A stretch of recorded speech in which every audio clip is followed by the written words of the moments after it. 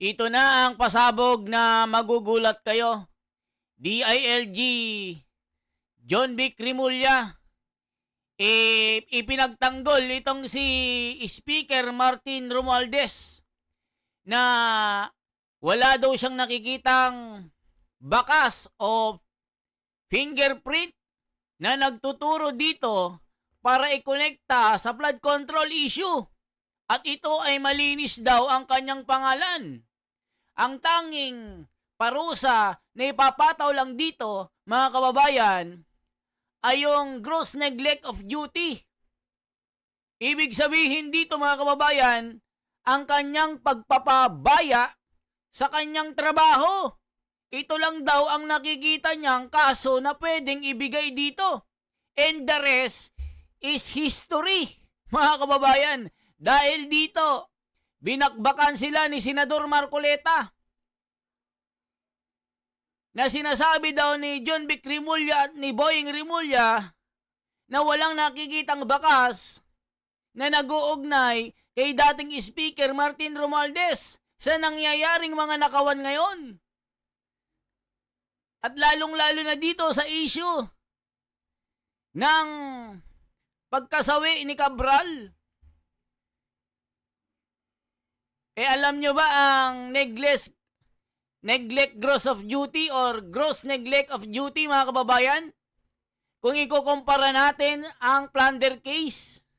Ang plunder case, mga kababayan, 50 million to 70 million ay ito ay sa loob ng 50 years na pagkakabilanggo. Pero pag billion ang pinag-uusapan, plunder na po ito, mga kababayan. Ito ay life imprisonment. Ilan po ang nanakaw? 1.7 trillion na kanilang pinaghati-hatian. Bilyones po ang binulsa. So ngayon, mga kababayan, pakinggan po natin. Senador Marcoleta, matindi ang kanyang banat dito. Bakit ganito? Hindi nyo ba nakikita lahat ng mga ebidensya, lahat ng mga nagtuturo at nagsitubo ng mga witness in tumatahimik?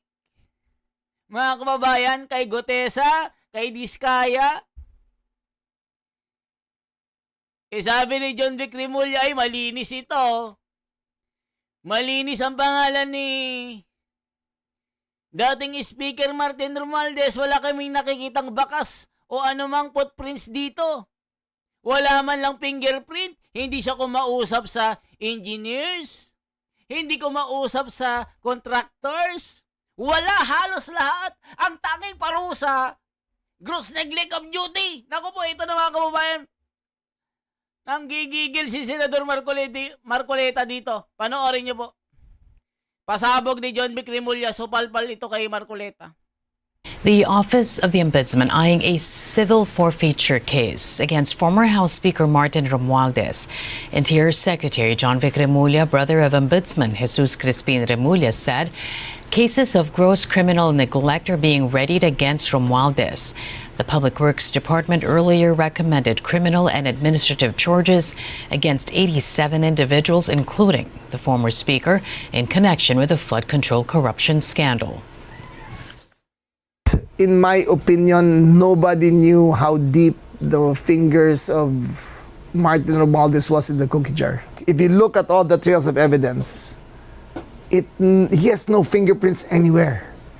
He never talked to a district engineer, he never talked to a contractor, he never talked to a congressman, he never talked to anyone, he never signed anything, he never signed a request.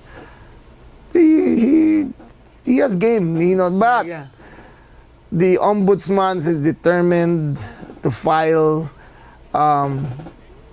gross criminal neglect or gross neglect on his part for civil forfeiture of all his assets. Mga kababayan, ito po yung magiging penalty po, administrative penalties.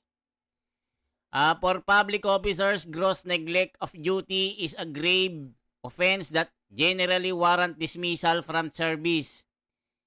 Matatanggal po at ibababa sa trabaho. On the first offense, other administrative penalties can include, forfeiture of all retirement benefits. Wala pong makukuhang retirement benefits. SSS, PhilHealth, GSIS, kung ano pang mga benepisyo galing gobyerno. Perpetual disqualification from holding office, hindi na makakatakbo. Fines which can reach hundreds of thousands of pesos depending on the severity, yung gaano kabigat. Isipin nyo, hanggang dun lang pala mga kababayan. So ito po yung violation of the Anti-Graft and Corrupt Practices Act, Republic Act 3019. Conviction under this act can lead to indeterminate penalty of imprisonment ranging from 6 years and 1 month to 15 years. Ito po, mga kababayan, ito lang ang magiging potential criminal charges sentence ni Martin Romualdez na dating speaker, na lahat po ng mga testigo na lumulutang na hawak ni Senador Marcoleta ay siya ang nagtuturo, lalong-lalo na po dito kay Saldico, na ang tinuturo yung magpinsan, mga kababayan. So ngayon, sabi nila, ay wala kami nakikitang kaso dyan. Fingerprint, wala din. Malinis yan ang tanging kaso lang yan, yung gross neglect of duty. Nako po, hindi na plunder, mga kababayan. Ayun na, anong masasabi nyo? Kaya sabi ni Senador Marcoleta, anong silbi ng mga sinabi ni Saldico dito? Nang nagtuturo yung mastermind, yung dalawang magpinsan. Nako po, ituloy pa natin. Ang lupit, mga kababayan ko, Potential criminal charges and sentences. When gross neglect of duty involves corruption or results in public fund misuse, it may be linked to criminal offenses under the revised penal code or special laws. Ayan, no? So, yun yung potential criminal na na charge sa kanya, pero hindi siya matutuloy sa graft and corruption sa plunder po. Kasi yun, life imprisonment, gaya nila Diskaya, bilyones po yun, life sentence po ang ilalagi or pananatili sa kulungan. Pero si Martin Romualdez, kung sakali ito ay makulong hanggang 6 years lang and 1 month to 15 years. So pag nagpakabait siguro siya, mapaparolan ng 1 taon. 1 taon lang dun sa kulungan, labas na po ng kulungan itong si Martin. So ito po yung magiging potential criminal charges and sentences. Yun po baka hindi pa umabot ng ganyan. Kunwari kakasuhan lang. Tuloy pa natin. Antindi din, no? If we cannot get him criminally, then we will get his assets. Interior Secretary John Vic Remulla believes former Public Works Undersecretary Catalina Cabral died by suicide. Cabral was found dead Thursday night after allegedly falling from a cliff along Canon Road in Tuba, Benguet. Initial autopsy findings showed she died from blunt force trauma consistent with a fall from a significant height. All signs point to a suicide. I cannot speak for her, but in my supposition, I think it is the end of the line. I think the ICI investigation would have been next. I think the personalities involved in all of the transactions were pressuring her. I think she could live with the crime, with the commission of the crime, but she couldn't live with being caught. Remulla, meanwhile, vows the investigation into the flood control corruption scandal will not end with Cabral's death, and authorities will continue efforts to recover the stolen funds. There is no escape from her restitution despite her death. Okay. So they will still investigate the money trail. They will investigate the owner or the beneficial owner of the properties. If it is proven to be of ill-gotten wealth, then they will acquire the properties via civil fortitude. Her involvement in the flood control scam is as deep can get. She was undersecretary for planning for the last 8 years. She knew where every single centavo went into all these DPWH projects.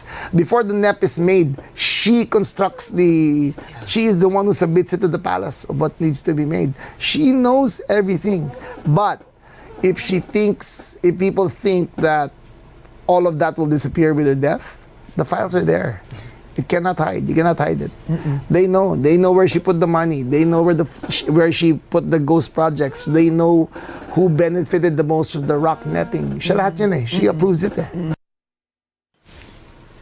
Meanwhile, Batangas 1st District Representative Leandro Levista claims he has a copy of Cabra's list of infrastructure proponents. He says he will wait for the go signal from DPWH Secretary Vince Dizon before releasing it. Vice President Sara Duterte breaks.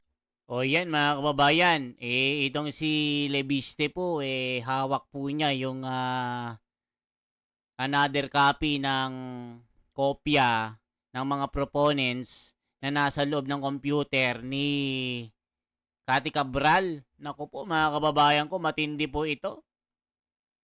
Ano po ang masasabi nyo mga kababayan ko? Wait lang, ano bang reaction ng mga kababayan natin?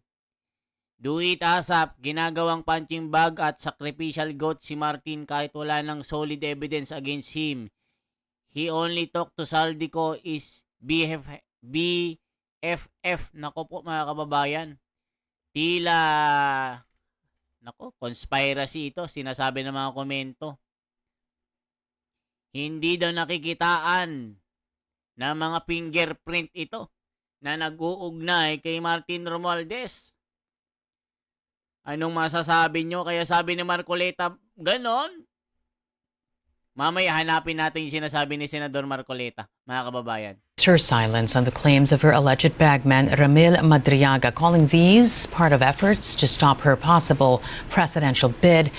Job Manahan on the line now with details. Job, what more can you tell us? Hi, Carmina. Good afternoon. Aside from denying her ties with Ramil Madriaga, Vice President Sara Duterte today described his accusations as something that amounts to nothing more than noise. In a statement, Duterte said she had never given Madriaga instructions of any kind and added that she had never visited him in prison, nor has she spoken to him about anything at any time. On Tuesday last week, Madriaga referred his notarized affidavit to the Office of the Ombudsman.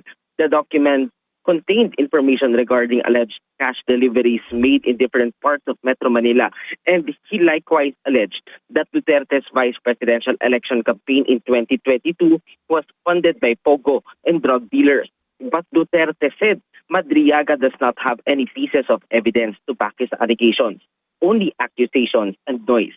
The vice president added that Madriaga is facing criminal charges and has a criminal record, saying this is just an act of desperation to secure his release from detention. In his affidavit, Madriaga identified himself as an intelligence and security officer under then-President. O ito po mga kababayan, i-check po natin ha, para makita nyo po. Ito po. Ito po yung reaction po ni Senador Marcoleta. Bakit wala pang kaso? Ito, kita nyo si Senador Marcoleta na nagsasabi. Si Romualdez. Ito po ang sabi ni Marcoleta, mga kababayan. Isipin nyo si Senador Marcoleta na nagsasabi. O ito po. The Whopper just... Ito po ang reaction po ni Senador Marcoleta. Si Senador Marcoleta po, ang kilala po natin na malupit ito at walang kinakatakutan. So, kinwestiyon niya po ang Senado, sila John Vic Rimulya, sila Boying Rimulya, sila Tito Soto, Lacson. Diba sila po ang humahawak po ng Blue Ribbon Committee. So sabi ni Marcoleta, bakit itong si Martin Romualdez wala pang warrant, hindi pa pinapatawag. So anong ibig sabihin nito? O eto, mga kababayan ko, si Senador Marcoleta nang nagsasabi, ito.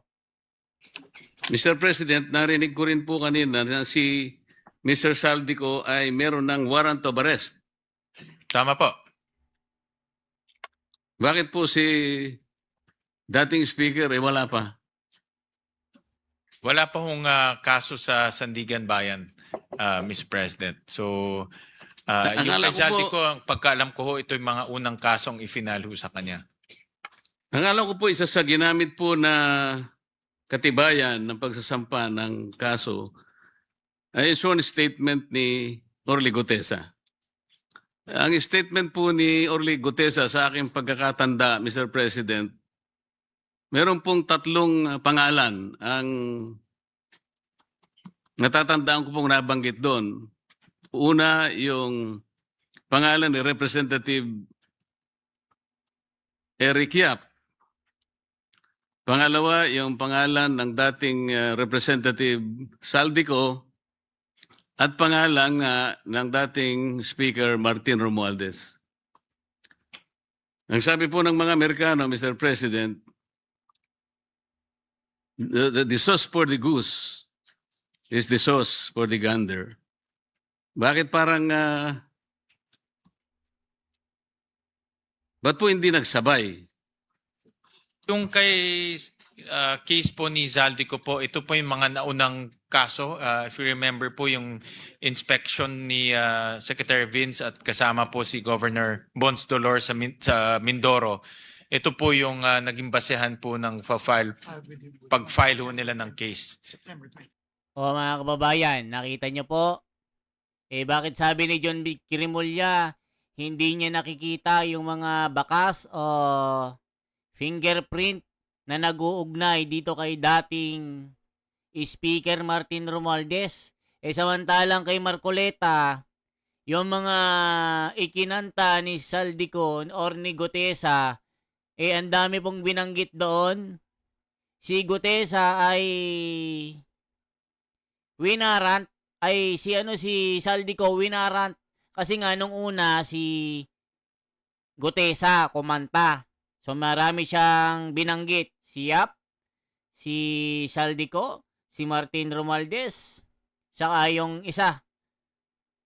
O 3 po mga kababayan kasi ang nagkumanta po si Saldico nung ikalawa. So yung lahat po ng mga statement po ay doon po nila kinuha, pati ICI doon po nakadepende sa mga banat ni Gutesa. Pero hindi po inano mga kababayan, hindi po winarant itong si Tambaloslos. O sabi ko na question, nasaan? Ba't lang di ba? Ba't si Saldico na warrant? Itong isa, si Martin Romualdez, ba't wala? Sabi naman ni John Vic, nako, hindi namin nakikita na may bakas nga ito. Kaya ang tanging kaso lang yan ay gross neglect of duty. Yung kapabayaan ng kanyang trabaho, hindi niya nagampanan ng maayos. Nako po. Sabi ni Marcoleta, posible yan. Hindi totoo yan. O ito po. Final ho nila to sa Ombudsman September 29. So mas maaga po itong kasong to. So ito pong pangalawa, Mr. President, itong pinagsamang pagsusulong ng asunto ng DPW at ICI, kasama na po yung dalawa uli, Speaker Martin Romualdez at saka si Saldico. Ito po ay final po ng ICI sa Ombudsman. Andun na po sa Ombudsman ngayon. Yun nga po, kasama ang DPWH. Yes, kasama po. So inaasahan po ba ng DPWH na magkakaroon din po ng issuance ng warrant of arrest dahil isa po ang ginamit po ninyong dokumento ay yung salaysay nga ni Orly Gutesa? Kampante po si Secretary Dizon sa kanilang mga nakalap na ebidensya at may tiwala ho sila sa Ombudsman na magiging masino po sila sa pagtitingin ho dito sa mga ebidensya. Gusto ko rin pong paniwalaan yung sagot ninyo, Mr. President. Maraming salamat po. Thank you. Hindi po ba ninyo ginamit yung kamakailan lang ay pagpapahayag ni Representative Saldico na ipinadaan niya sa kanyang mga video recordings.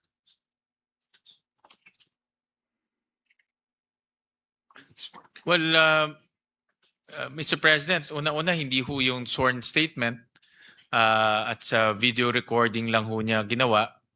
So wala hong saysay ho yung kanyang sworn statement. Wala pong saysay yung kanyang statement, hindi pala siyang sworn. Sorry, Mr. President. Pero Mr. President, kung inyo pong susuriin yung Republic Act 6770, ito po yung charter ng Ombudsman. Kung tawagin po yung Ombudsman Act of 1989, dito po sa Section 13 ng batas na ito, Mr. President, sinasabi po na the Ombudsman NBA on Disney Plus is happening now. We don't know who's going to catch fire or O nakita nyo po mga kababayan, hindi po nila binigyan ng importansya yung video ni Saldico. Di ba mga kababayan ko? Ayon sa rules of court, ang Pilipinas, ayon sa rules of court, ang mga recording ay maaaring gamitin bilang ebidensya kung ang recording ay ginawa ng legal at hindi labag sa batas ng Pilipinas. Ang recording ay nagpapatunay sa isang mahalagang katotohanan o detalye sa kaso. Hindi ko masyadong maintindihan ko yung, sabi kasi sa batas, pwede rin ito kahit anonymous ang magsampa ng kaso. Pwede, paano may video na nakikita? Sabi ni Marcoleta, pwede ito. Nakikita naman yun. O, check natin. and his deputies, as the protectors of the people, shall act promptly as complaints filed in any form or manner. Hindi po sinasabi rito, Mr. President, na kinakailangan nakanotaryo. Kasi baka mamaya peki na naman ang nakuha niyang notaryo. So kahit na walang notaryo, in any form or manner, sa ibang mga desisyon nga po o aksyon ng ombudsman, kahit na anonymous po yung letter pinapatos po O, kita nyo mga kababayan, in any manner, pwede po ito. Kasi sabi nila, umuwi ng Pilipinas at ipapirma sa abogado. Sabi sa batas, in any manner. Hindi kailangan ng pirma ng abogado dito. Baka sabihin na naman, peke, gaya kay Gutesa. O, galit na si Marcoleta dito. Nabigwasan na naman itong si Gatchel yan tila may kakaiba din dito Ito po hindi po letter. Hindi anonymous letter.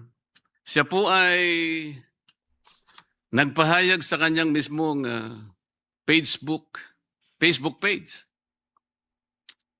Hindi po ba ninyo naisip na baka pwede niyong i-fact-check naman? Baka may katotohanan naman. Hindi po natin sinasabing walang katotohanan o may katotohanan. Nasa sa inyo po kung mag-initiate po kayo ng evaluation sa kanyang mga paghahayag. Meron na po ba kayong nagawang ganong aksyon, Mr. President? Mr. President, Senator Marcoleta, ito po ay nasa discretion na po ng ombudsman at sila po ang meron pong kapangyarihan kung gustuhin ho nilang imbestigahan o i-pursue itong ganitong mga statements. So, nasa kanila na ho yun. O, kita nyo mga kababayan, nasa kanila na po yun. Kasi nga, hawak po nila, magkakakampi ito Tignan nyo po itong sabi ni ipakita ko po sa inyo. Ito po, sabi po ni John Vic Rimulya, ito po. Pakinggan po natin.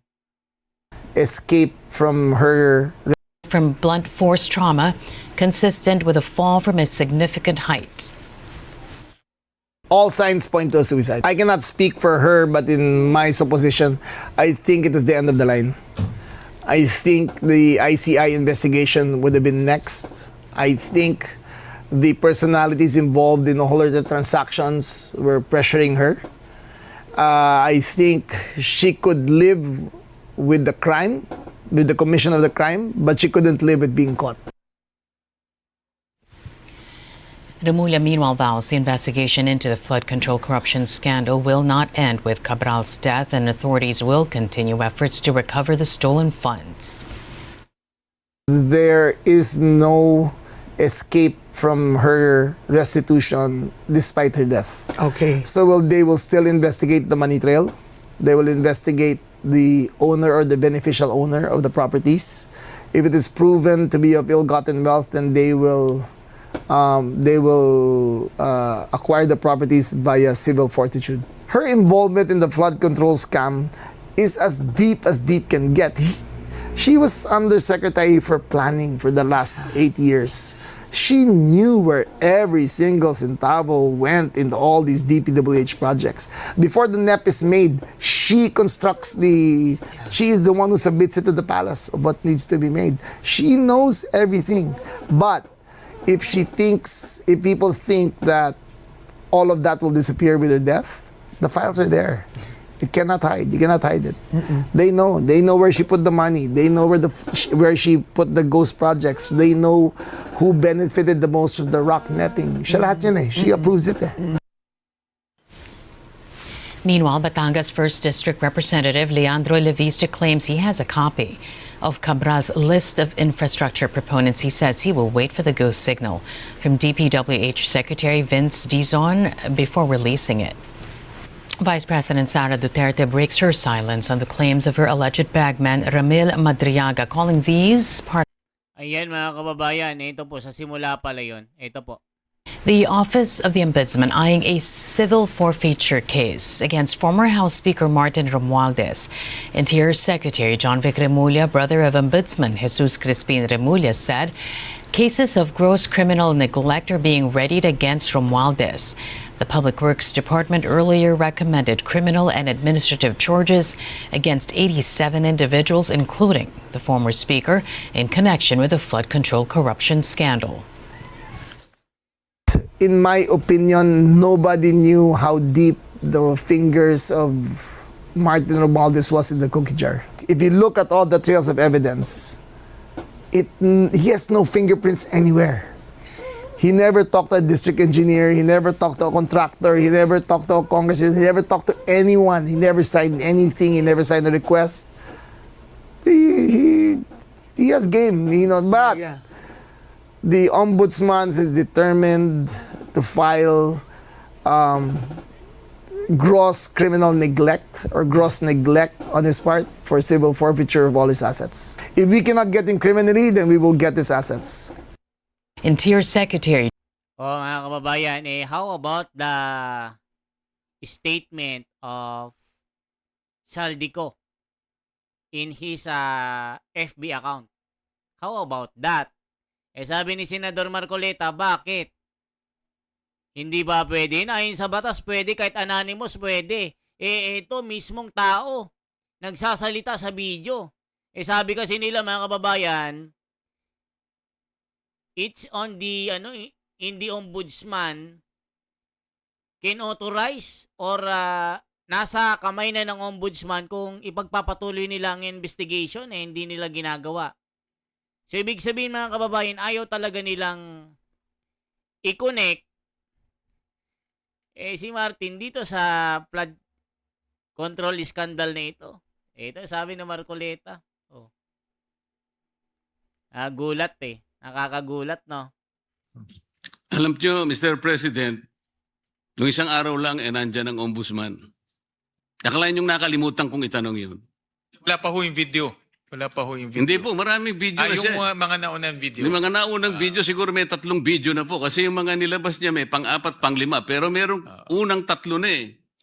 Kaya lang nung sabihin ninyo na magkaibigan naman kayo eh. Nawala ngayon sa isip ko na itanong, Mr. President, Baka ano lang ho, baka di lang ho kayo nag-almusal o Siguro nga po, dahil sa maaga Sa ho gutom kasi, siguro, maaga ho yun maaga. O mga kababayan, ano masasabi nyo dito? Naku po, ito ang sabi ng mga komento. We salute you, Senador Marcoleta. Ikaw sana ulit ang Blue Ribbon Press. Sir, ang galing nyo, ang talino. Feel ko ang hangarin mo para sa taong bayan. Dapat sabay ang warrant kay BBM, Romualdez at ko. It's obvious that they are protecting the thieves. Dapat lahat ng managot kasi maghirap ang Pilipinas kung hindi serious ang government office in the Philippines. OFW from Milan. Wala yan lutong Marcos yan, investigation ng ICI. Senator Gatchalian, isipin niyo pong bayang Pilipinas ang mga kababayan natin. Naghihirap at namatayan. Huwag po kayong maging tagapagtanggol ng mga kasamaan. Makonsensya po kayo. Hahantayin munang magkalabas ang bansa si Tambaloslos bago isyuhan ng warrant. Ako po, mga kababayan ko. Tatanga-tanga. Tinatanga-tanga nyo lang ang gobyerno. Nako po. Napakagaling mo talaga, Senador Marcoleta. Huli mo talaga ang mga pagkukunwari ng mga kaharap mo. Saludo kami sa inyo. Isipin nyo mga kababayan, sabi ni John Vic Rimulya, wala daw siyang nakikitang fingerprint dito para i-connecta ang issue kay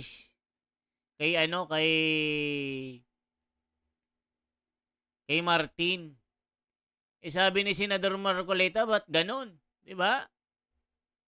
Kitang-kita naman mga video ni Saldico. Ayun, ang mga nakulong sila Sara Diskaya, yung ilan pang mga DPWH engineers, wala pang congressman mga kababayan puro sapsap, puro taga DPWH mga kababayan ang mga nakasuhan at nakulong. Si Sara Diskaya naman, dati nag-heart sign, ngayon nagde-dirty finger. Sa sobrang galit niya. Mga kababayan ko. Okay na humusga dito. Napakalupit nito mga kababayan. Pag si Senador Marcoleta nagsasabi, may tama bakit si Bakit si Martin Romualdez wala dito? Durog si tingnan nyo dito mga kababayan. Nasaan si Martin Romualdez? Ba't walang warrant of arrest? Mr. President, narinig ko rin po kanina na si Mr. Saldico ay meron ng warrant of arrest. Tama po. Bakit po si dating speaker wala pa? Wala pa hong kaso sa Sandigan Bayan, Mr. President. So, Ang yung alam kay ko Zaldi po- ko, ang pagkaalam ko ho, ito yung mga unang kasong ifinalo sa kanya.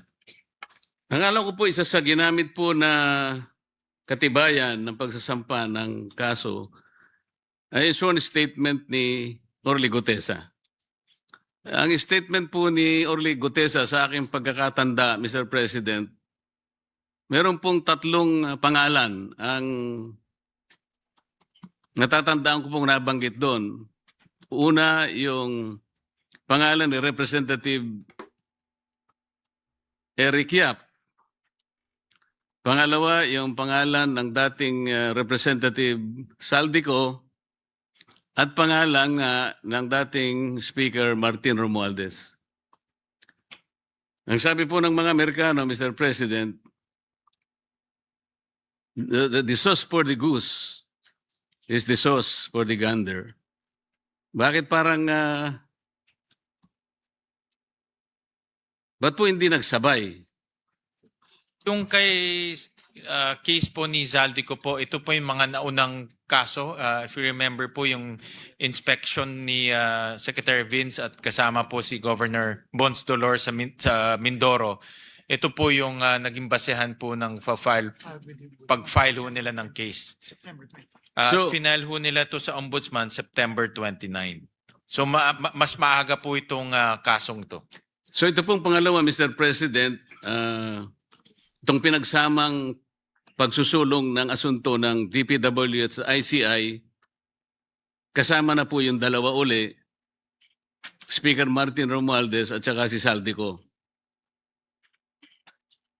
Ito po ay final po ng ICI sa Ombudsman. Andun na po sa ombudsman ngayon. Yun nga po, kasama ang DPWH. Yes, kasama po.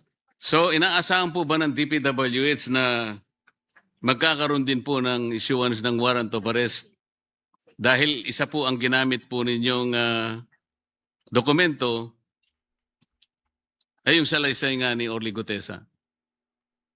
Kampante po si Secretary Dizon sa kanilang mga nakalap na ebidensya at may tiwala ho sila sa ombudsman na magiging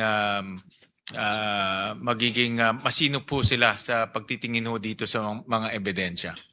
O ngayon, anong sabi mga kababayan?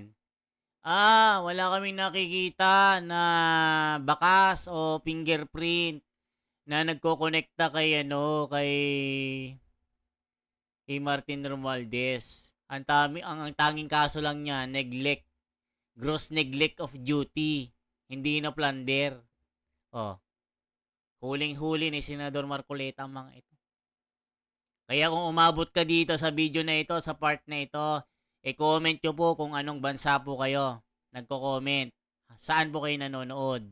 Re-replyan ko po kayo basta makita ko po na may comment po kayo. Okay po?